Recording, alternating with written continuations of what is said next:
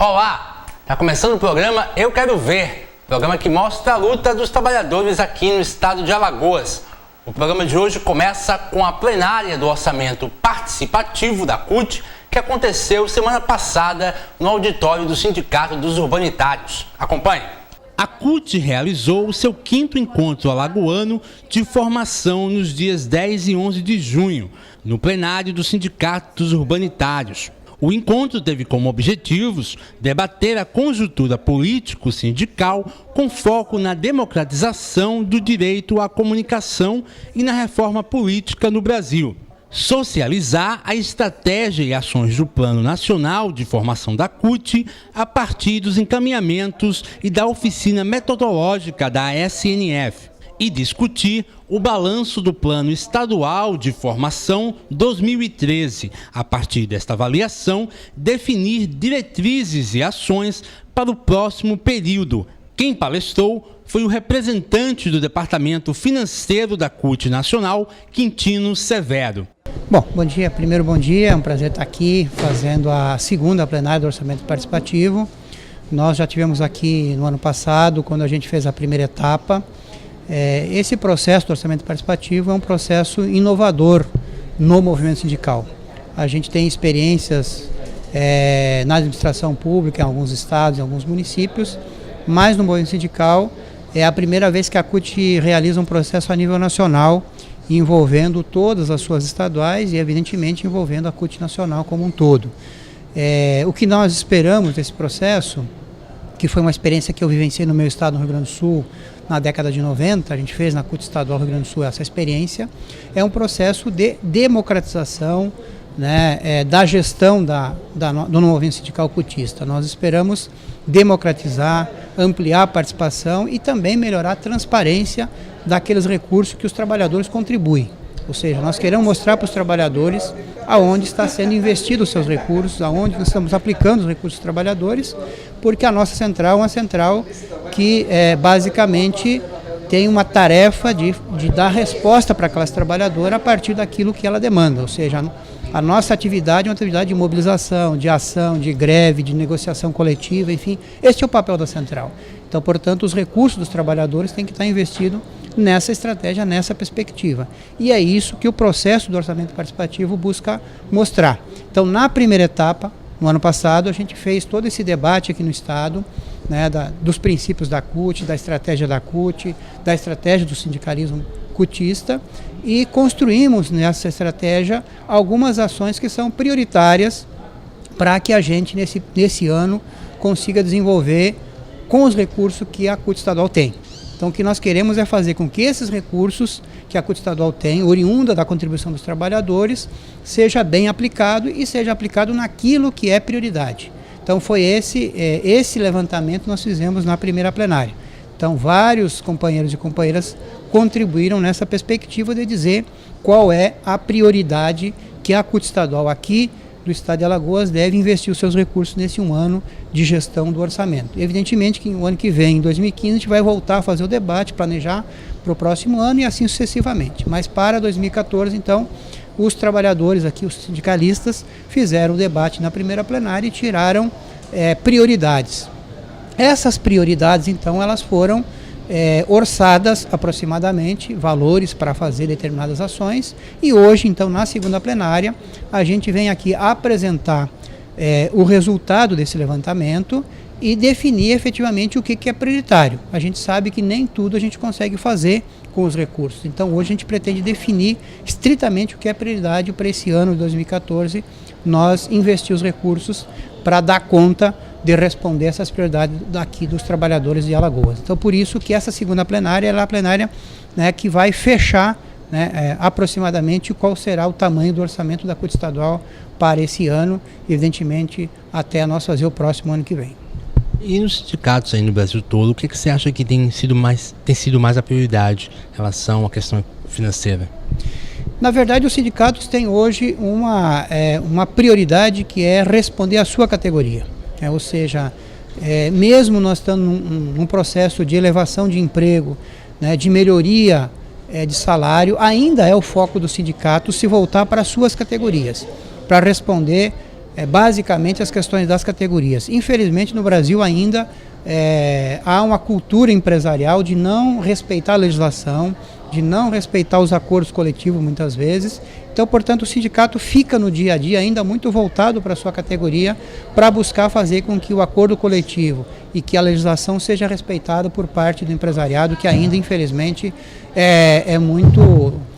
tem uma cultura de não respeitar a legislação brasileira. Então, por isso que os sindicatos ainda precisam se voltar muito para si. O que nós queríamos que fosse diferente, que eles pudessem olhar mais para a sociedade, olhar mais para o conjunto da classe mesmo e não ficar apenas restrito para suas categorias. Mas, evidentemente, que o papel do sindicato é esse, é defender os seus trabalhadores, defender a categoria, portanto, ele tem que cumprir esse papel.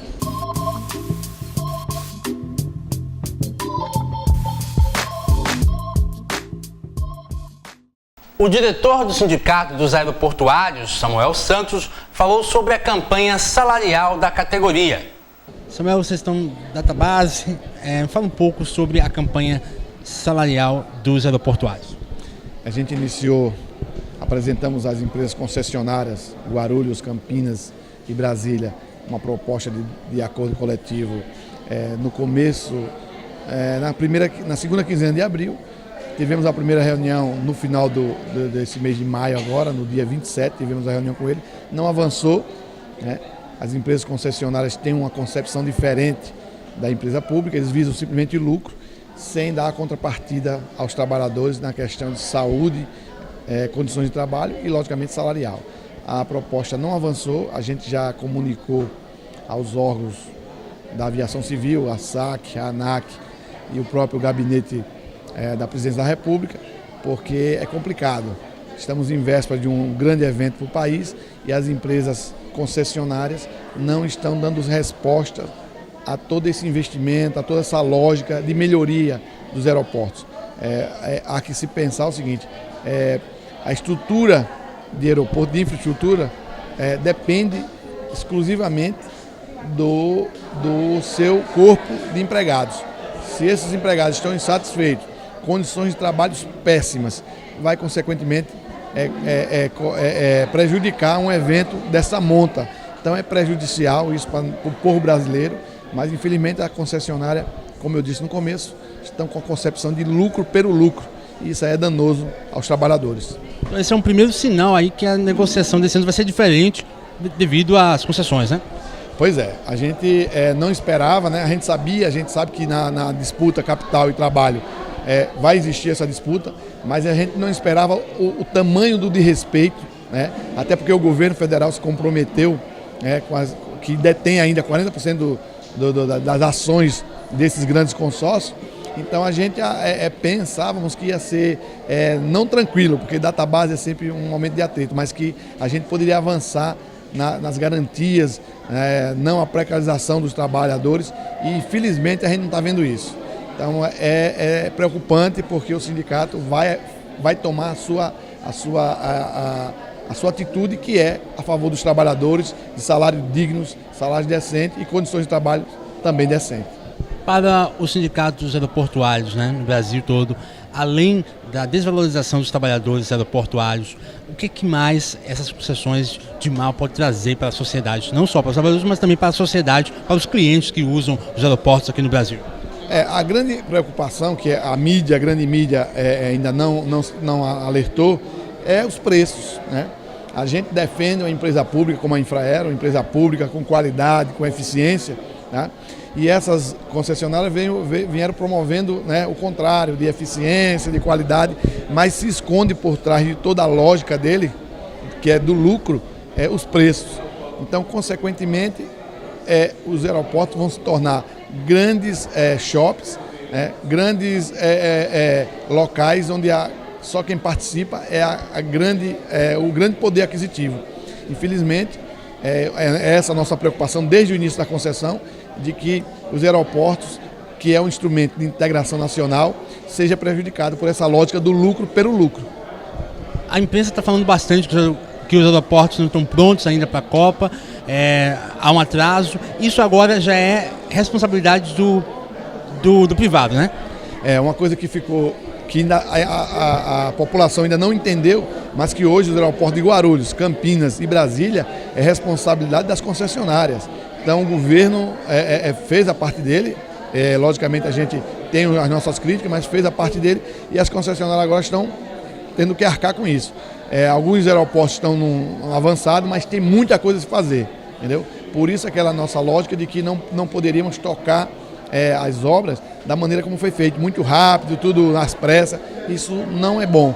Mas foi a lógica que o governo adotou, está sendo colocado, todo mundo está vendo que as obras não vão ficar prontas 100%, mas a verdade é que existe um adiantado das obras, mas não vai ficar pronta como esperado, como dito pela mídia, como um dos motivos de concessão, que seria a preparação do grande evento. Tem que lembrar que só no Carnaval da Bahia, só no período de Carnaval, a gente recebe mais de 2 milhões de passageiros, só para o Carnaval. E o aeroporto, mesmo com suas dificuldades, por questões de entraves de licitatório, aquele negócio todo, ele conseguia atender. Então a Copa não chega nem a metade disso e a gente está com o mesmo atropelo, mesmas dificuldades. E interessante que a gente não vê a mídia colocar isso, né? Mas quando era uma empresa pública, que é eficiente, que prima pela qualidade, a imprensa caía de pau. Logicamente a gente sabe que a lógica atingiu o governo e não é isso que a gente está vendo. Só para finalizar, o aeroporto de Alagoas, por exemplo, o aeroporto de Maceió, os Zumbi dos Palmares, pode ser muito prejudicado com essas concessões, né? Como é que eles podem ser prejudicados, os aeroportos pequenos, principalmente o nosso aeroporto aqui em Maceió? A lógica da empresa pública como a Infraero era de custeio cruzado, né? Então, um aeroporto como Guarulhos, que tem um lucro, ele repartia o seu lucro com os outros aeroportos da rede. Logicamente, o aeroporto de Maceió, Zumbi dos Palmares, como muitos outros aeroportos que são deficitários, eles estão sofrendo sim, estão sofrendo essa lógica, porque hoje a Infraero reduziu sua receita, a gente vai ter que fazer um trabalho, uma gestão comprometida com a qualidade do serviço, mas os aeroportos que davam prejuízo, que dão prejuízo, vão sofrer muito com restrição de infraestrutura, diminuição do custeio. Vai ser, sim, um impacto muito grande. Perdemos na ordem de 60% da receita que a Infraero tinha para investir nos aeroportos. Mas o compromisso do governo é que esses aeroportos sejam retomados, crie condições para que ele melhore. Mas hoje, atualmente, a Infraero sofre uma perda de mais de 60% da sua receita. Isso é prejudicial a todos os aeroportos.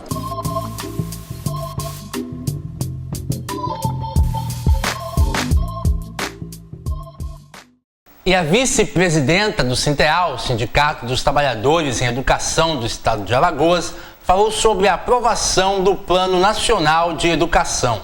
Sindicato dos Trabalhadores da Educação, bastante representado aqui hoje.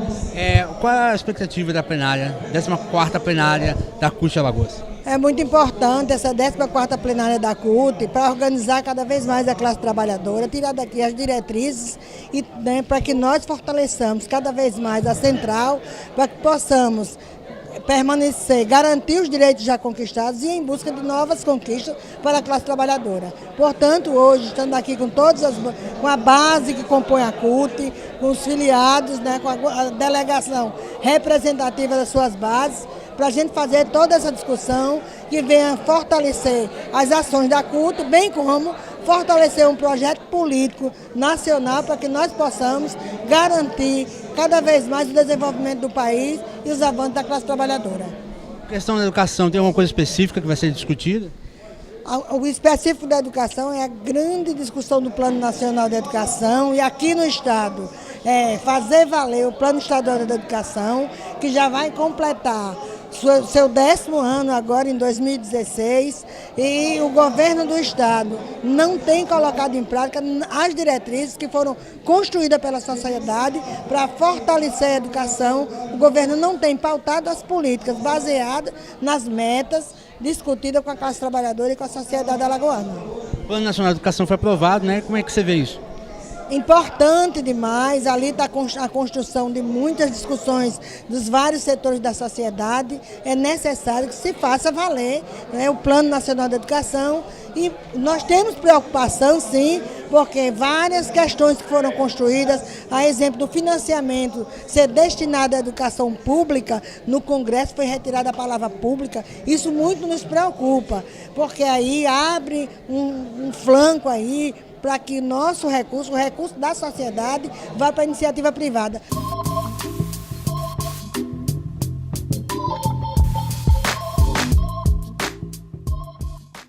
Durante a 14ª plenária da CUT, que aconteceu semana passada, nós conversamos com a Edjane Rodrigues, ela que é representante do movimento de mulheres da FETAG. Como é que as mulheres estão sendo representadas hoje no campo aqui, nessa 14ª plenária da CUT Alagoas?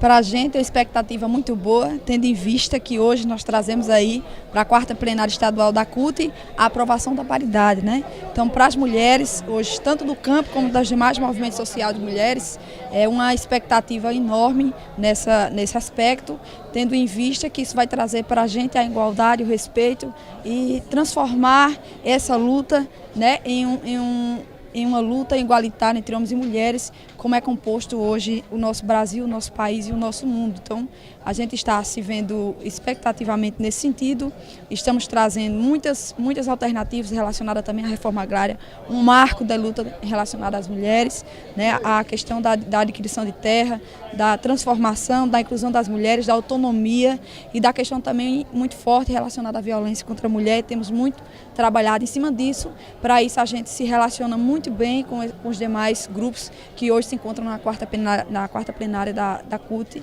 nesse sentido, né? Trazendo também um recorte extremamente importante relacionado às mulheres jovens também, que estão muito bem representadas nessa plenária.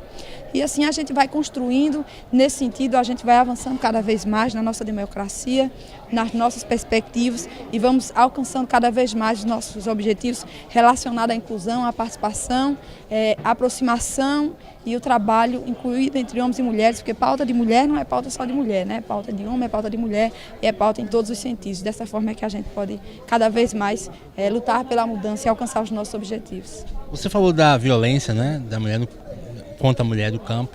Nós temos hoje, conversava antes com a secretária de Mulheres Nacional da CUT, em relação à participação e a importância do Bolsa Família para a independência da mulher, né? No campo acontece o mesmo?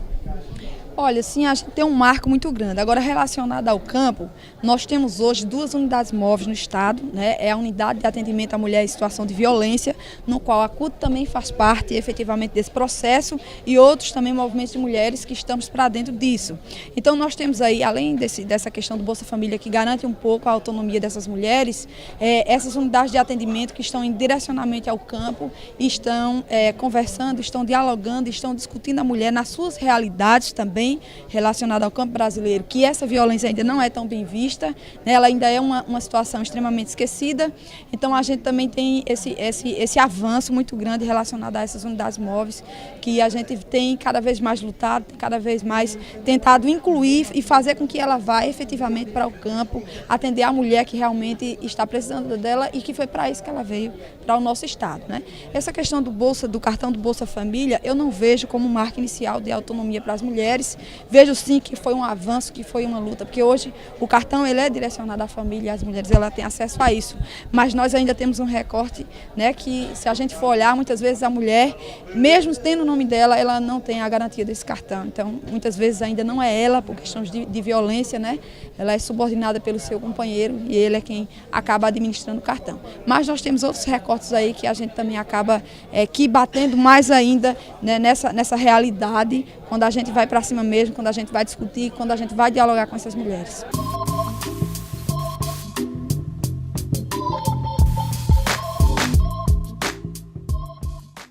O presidente do Sindivigilante, Ferreira, falou com a nossa equipe sobre a onda de violência que está afetando a categoria. Acompanhe. A violência esse ano na nossa categoria, principalmente no estado de Alagoas, com o desgoverno que a gente tem, um compromisso com a classe trabalhadora. Hoje nós temos quase 40 armas roubadas dos vigilantes em assalto. Hoje você não vê um esclarecimento sobre o roubo dessas armas. A polícia não diz se já pegou alguém, já pegou algum bandido dessa quadrilha que está roubando as armas dos vigilantes. E também nossa preocupação nesses roubos de armas é a questão do desvio de função do vigilante. Hoje o vigilante está sendo desviado da sua função, que é tomar conta do patrimônio e da vida das pessoas. Hoje o vigilante que trabalha numa área de saúde está entregando ficha, desvio de função. Nós hoje temos um compromisso de ter uma guarita decente. Ultimamente tivemos um roubo no Correio com a reação do vigilante. Graças a Deus atingiu o meliante.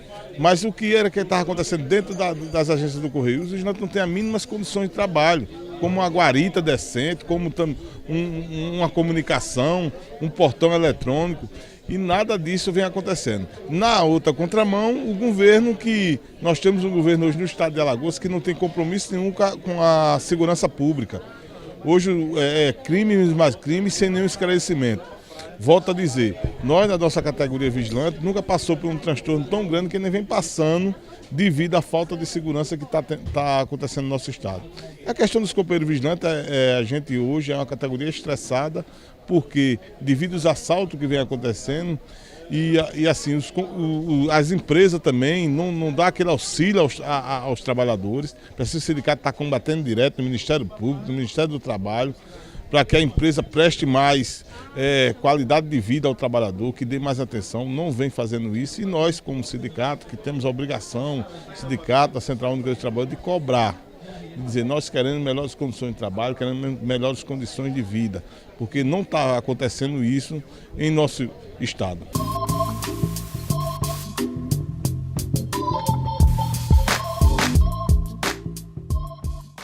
O programa Eu Quero Ver desta semana fica por aqui. Acompanhe as nossas reportagens pelo nosso blog, euquerovercut.blogspot.com. Para quem quiser enviar críticas e sugestões de pauta, o nosso e-mail é euquerovercut@gmail.com. Tenham todos uma ótima semana e até a próxima.